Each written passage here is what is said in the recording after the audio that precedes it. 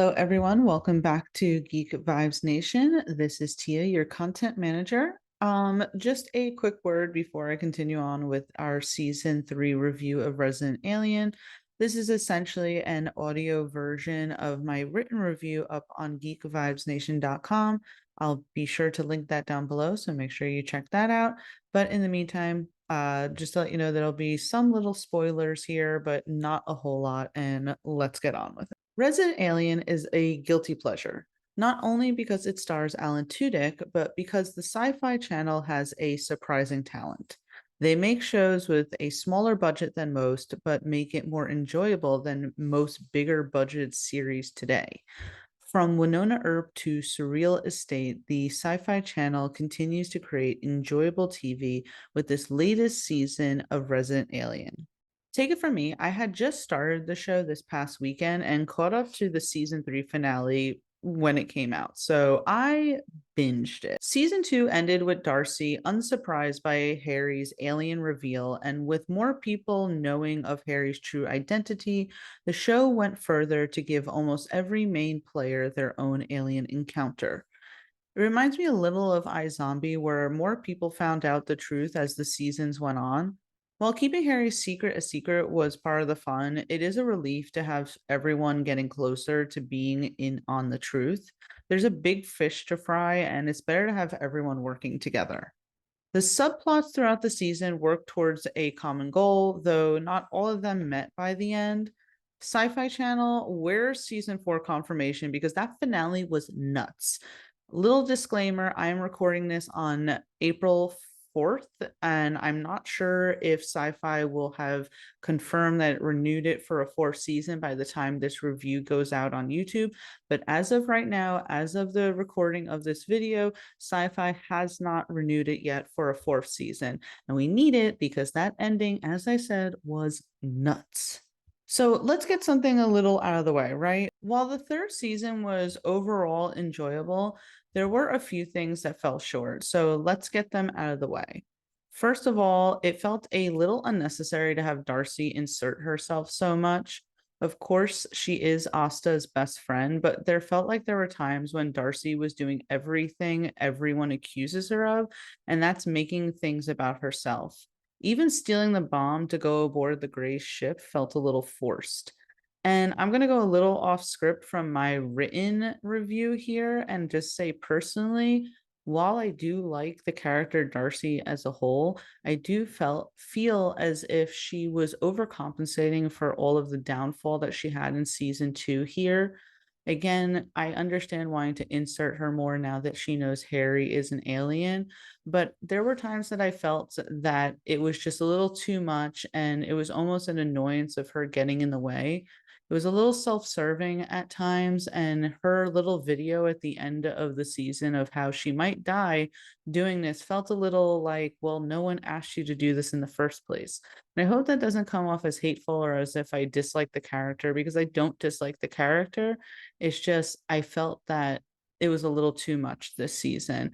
In addition, one of my favorite parts about the show was the interactions between Harry and Asta.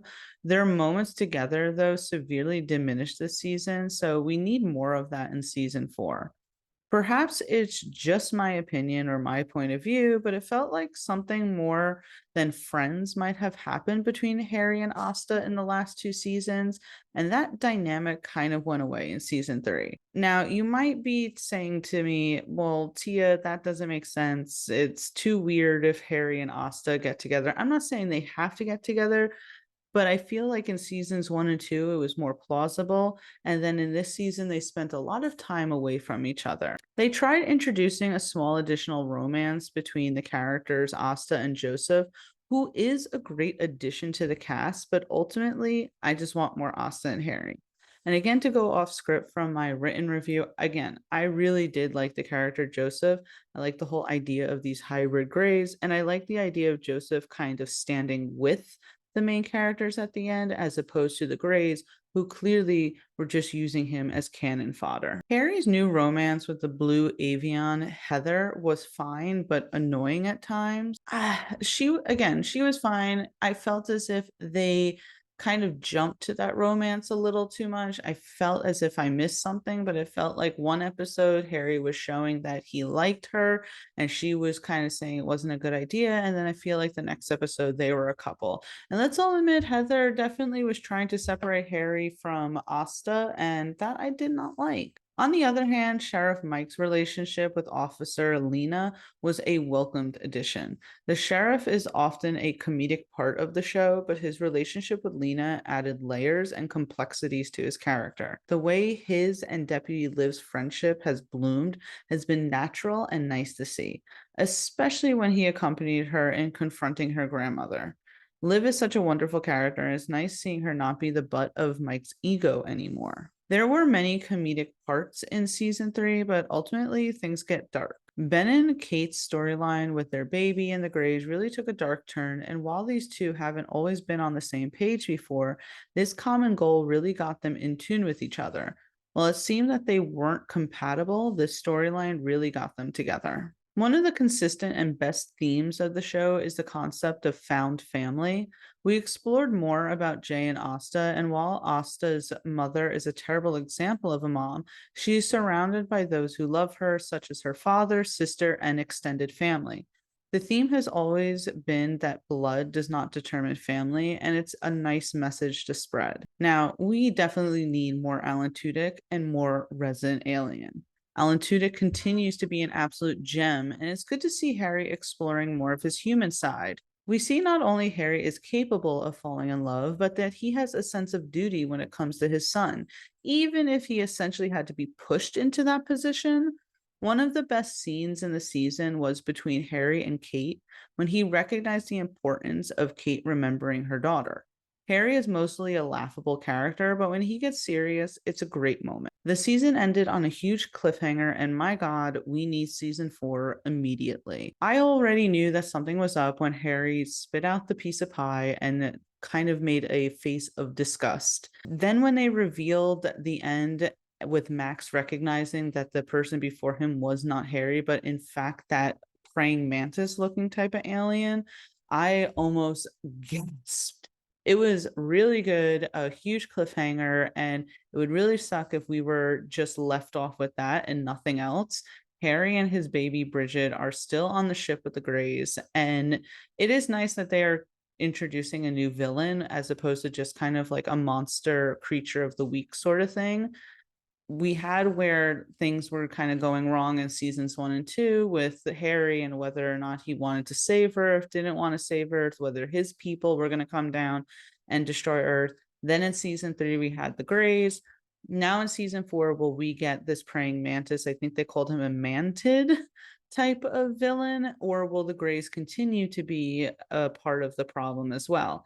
I'm not sure. Eventually, I would like for all the characters to get together, work together, know that Harry is an alien. We're almost there with Liv obviously knowing that aliens exist. She's being reunited with the alien tracker. Mike is having his first experience with the Greys.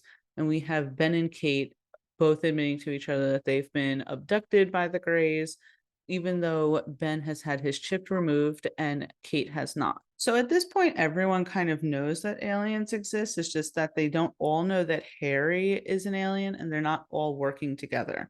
I really would like the idea for everyone to do that at the end. Again, it's kind of giving me iZombie vibes. If you've watched iZombie and the first season only Liv in iZombie's best friend Ravi knows that she's a zombie. By the end, everyone does, and everyone's together working together. So if we can kind of get that in Resident Alien, I would not be mad about it. It would be interesting to see what Liv's reaction to it is, as well as Ben and Kate. Obviously, their interactions with aliens have not been good. So will they accept Harry or will they not accept Harry? And how will they feel about Asta keeping this as a secret from them for so long? I'm personally really excited to and hope that we get a season 4, but I really enjoyed season 3. I enjoyed actually all 3 seasons as someone, again, who literally binged all 3 seasons since this past weekend. I can say I'm a little disappointed that I don't have any new Resident Alien to watch, but that's it for this. Again, I will link the written version of this down below. as well as a link to our friends over at the Kind of Nerdy Girls. KJ got a chance to speak to Alan Tudyk about Resident Alien, so please make sure you check that out. In the meantime, guys, please give this video a thumbs up. Please subscribe if you're not subscribed. I recently got to talk to some of the cast and showrunners and directors of Amazon Prime's Fallout series, which is coming soon, and that we will have reviews for on the horizon. So please make sure that you keep an eye on that. And until next time, guys, bye.